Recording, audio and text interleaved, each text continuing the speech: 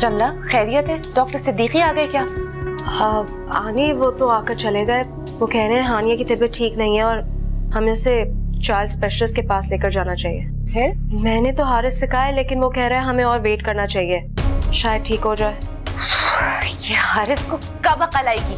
रमला, हारिस से कहो कि फौरन डॉक्टर के पास लेकर जाए बेटी को, मैंने कहा। जी अंकल। रमला ऐसा करो तुम भी साथ चली जाओ। ओके आनी।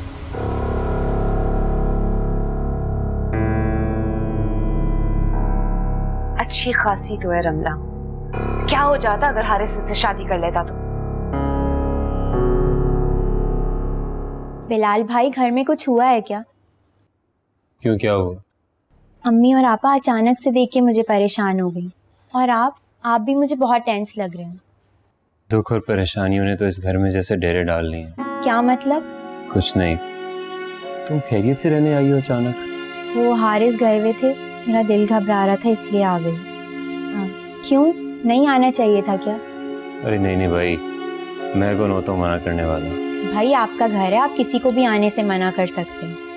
अच्छा खैर ये बताएं सरताशिया कहाँ है? क्यों, अम्मी और आपा ने नहीं बताया?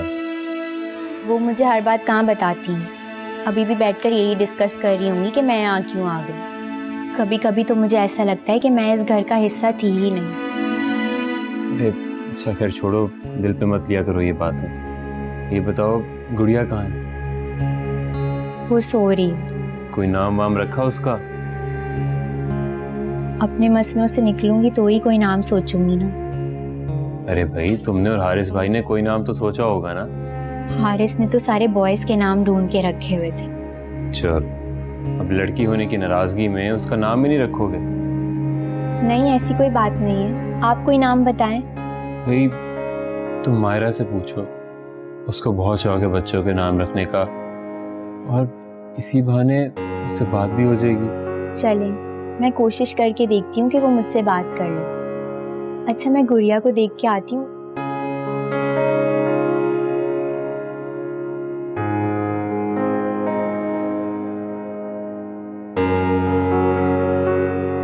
खाना बन गया अम्मी?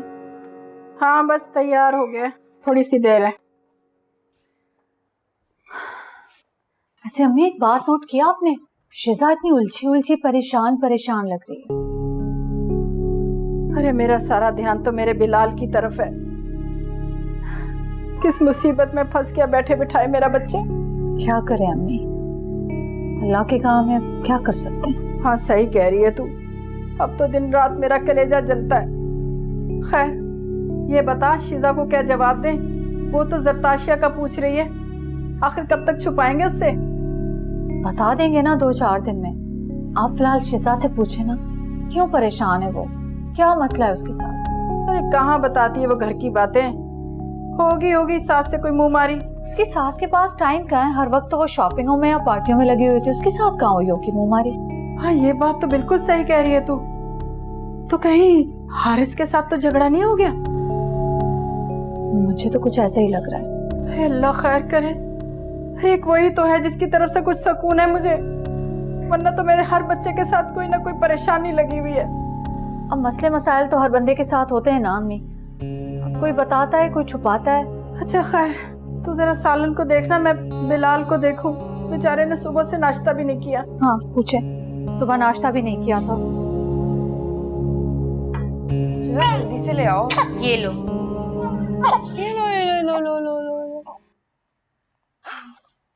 शिजाज की नाक तो बिल्कुल हारिस भाई जैसी है। हाँ बहुत खुश होंगे वो इसे देखकर, उनकी प्रिंसेस। कोई तीसरी बेटी को देख के भी खुश होता है।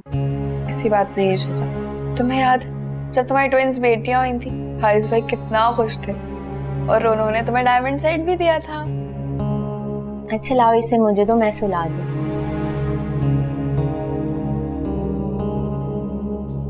ये जरताशिया कब से मैके गई हुई है, बिलाल भाई से उसका झगड़ा हुआ है क्या? क्यों, बिलाल भाई ने कुछ कहा है तुमसे? नहीं मुझसे तो कुछ नहीं कहा, लेकिन वो खासा अपसेट लग रहे थे, शायद मायरा की वजह से। वैसे अम्मी और आपा ने भी ना अच्छा नहीं किया उनके साथ। तुम बात करो ना अम्मी और आपा से, बिलाल भाई की तो ये हालत अब मुझसे भी नहीं देखी जाती। वो दोनों सिर्फ एक दूसरे की बात समझ सकती। शिजा ये गुड़िया को टेम्परेचर हो रहा है? हाँ, इसे तो बहुत तेज बुखार है। इसे फौरन हॉस्पिटल लेके चलना होगा। तुम बिलाल भाई को बोलो जल्दी से टैक्सी लेके आए, हमें फौरन हॉस्पिटल जाना चाहिए। हाँ, मैं उन्हें बुला के लाती हूँ।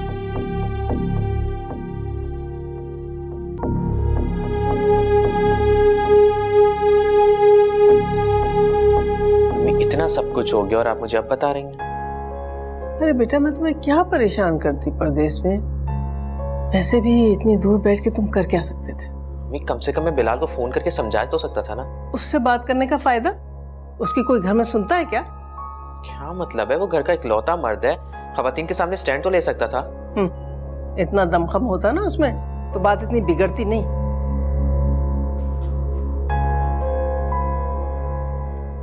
वैसे आपको मायरा को उसकी दूसरी बीवी की मौजूदगी में घर नहीं भेजना चाहिए था।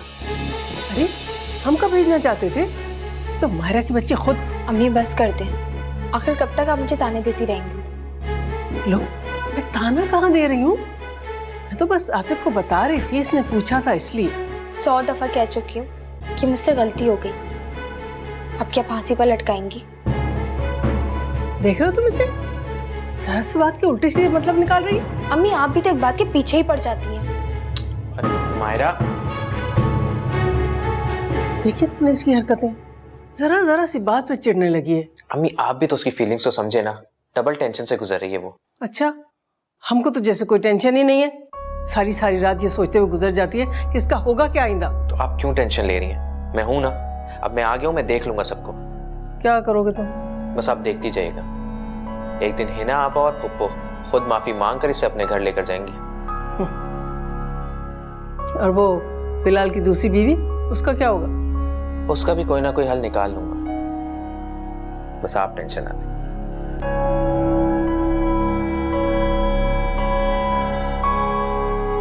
हारिस, कैसी तबीयत है भानिया की? यार टेम्परेचर काफी ज्यादा है और शिजा को काफी याद कर रही है। सारी बात है, ऐसी तबीयत में तो बच्चा माँ को ही याद करता है।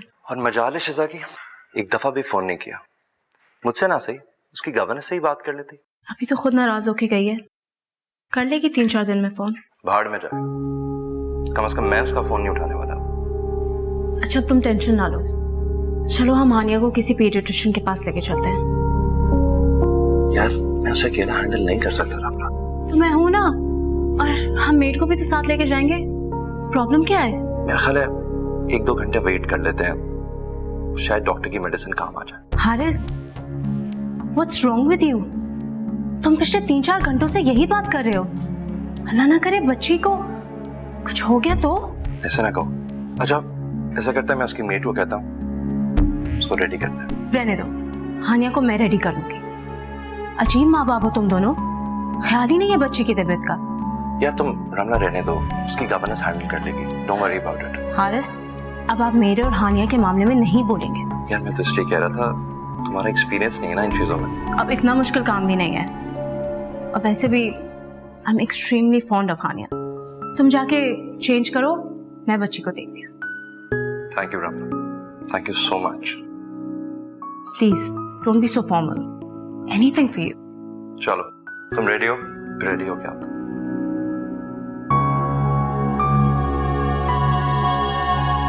हिना का तो दिमाग खराब हो गया, अब मुंह बना के बैठ गई कमरे में। क्या हुआ अम्मी?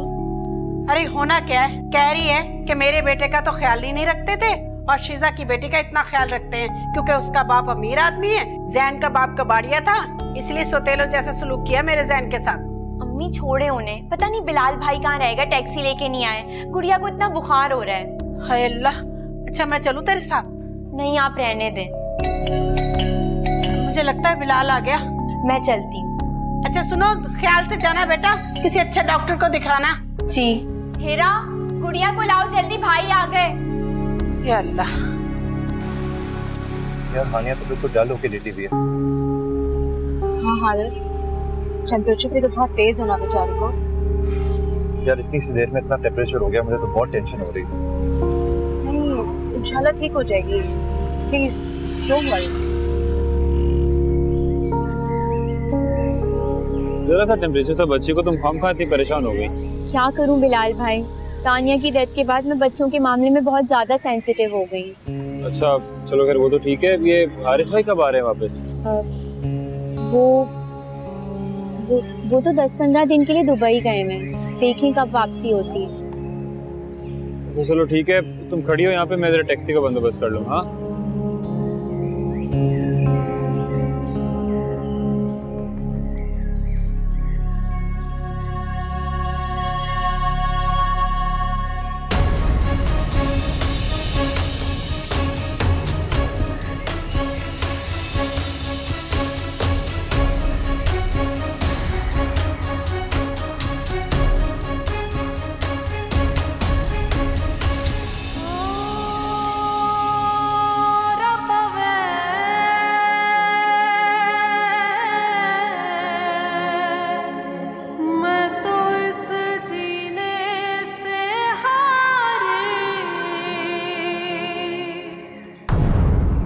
मेरी तो कुछ समझ नहीं आ रही है कि शिजा से आप लोग ये बात कैसे छुपाएंगे कि बिलाल भाई की डिवोर्स हो गई है। बार बार पूछ रही है वो राशिया भाभी के बारे में। अरे क्या था, तू बिल्कुल सही रही है, अब झूठ बोलने का फायदा भी क्या है।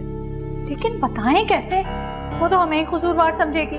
तो सारी बात बताने की जरूरत भी क्या है? वो फैसल और जरताशे वाला किस्सा सुना देंगे कि बिलाल ने गुस्से में आकर तलाक दे दी थी। भाई जो मर्जी करना है ना करें अम्मी, कल को मुझसे गिला मत कीजिएगा आप। अच्छा नहीं करती तुझसे गिले में, मेरी शिजा ऐसी वैसी नहीं है, बहुत समझदार है वो। हाँ, इस घर में मैं ही तो बेवकूफ हूँ जो सब कुछ छोड़ छाड़ के मैके में आके बैठ गई। ना ऐसा मैंने कब कहा? हर बात कहने की नहीं होती अम्मी, कुछ बातें समझने की भी होती हैं। तेरा तो दिमाग चल गया ही ना, पागल हो गई है तू। हमारी लगता है बिलाल भाई और शिजा आ गए। बहुत ही एटीट्यूड है तुम्हारी बीवी में तो। नो डाउट यार। माइंड मत करना, लेकिन मुझे तो बहुत गुस्सा आ रहा था शिजा पे। वो क्यों? यार हानिया की तबीयत तो पूछ सकती थी ना, भला बच्चों से क्या नाराजगी? यार उसे क्या पता हानिया की तबीयत खराब है। हारिस प्लीज, अब तुम शिजा की तरफ से लेम एक्सक्यूजेस ना दो। हाँ, हम हानिया और उसकी मेड के साथ एक हॉस्पिटल के बाहर थे, किसी पार्क में नहीं। यार व्हाट कैन आई से, अब सब कुछ तुम्हारे सामने ही तो हुआ। मैं तो बस शुक्र कर रहा हूँ कि हानिया की तबीयत संभल गई। प्रॉपर ट्रीटमेंट से हानिया की तो तबीयत संभलनी थी, लेकिन शिजा के बिहेवियर ने मुझे बहुत डिसअपॉइंट किया। यार तुम शिजा की टेंशन मत लो, वो 2-4 दिन में ठीक हो जाएगी। अच्छा, मुझे तो उसके स्टाइल से नहीं लग रहा कि वो 2-4 दिन में ठीक हो जाएगी हारिस। अगर उसका ये स्टाइल रहा ना तो उसके आंख में बेहतर नहीं होगा। उससे कोई फर्क नहीं पड़ता, तुम कुछ भी कह लो या कर लो। यार अब वो इतनी भी बेहस नहीं, इनफैक्ट उसका ओवर सेंसिटिव होना ही माँ बाप को खराब कर रहा है। कुछ ज्यादा ही गलत फहमी नहीं है तुम्हें शिजा की तरफ से? है, वो भी कुछ दिनों में दूर हो जाएगी। रमला, तुम ऐसी बातें क्यों कर रही हो? क्योंकि हारिस, मुझसे नहीं देखी जाती तुम्हारी और हानिया की कंडीशन। तुम दोस्त हो मेरे, नहीं देखा जाता मुझे तुम्हें इस हालत में। कुछ नहीं होता मुझे, सब कुछ ठीक हो जाएगा, तुम टेंशन मत लो।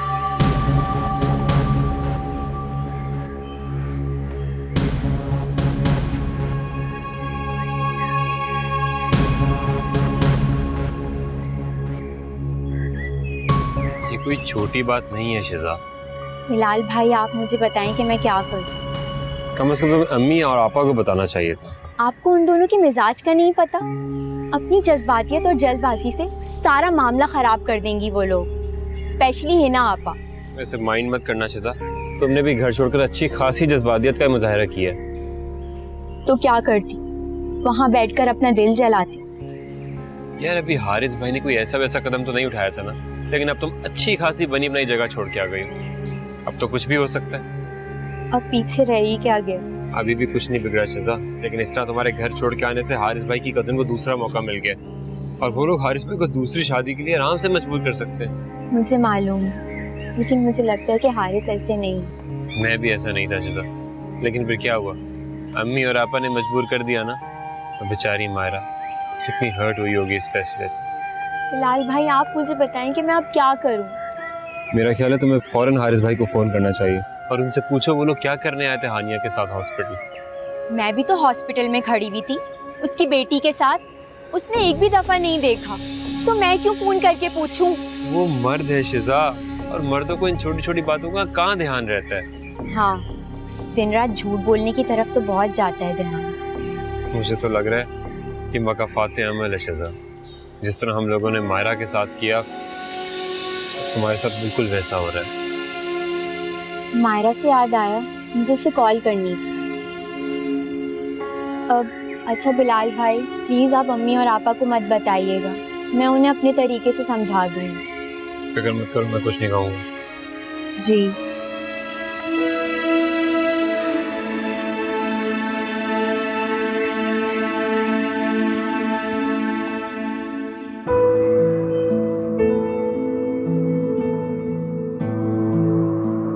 सही, तुम्हें हॉस्टल में कोई परेशानी तो नहीं है?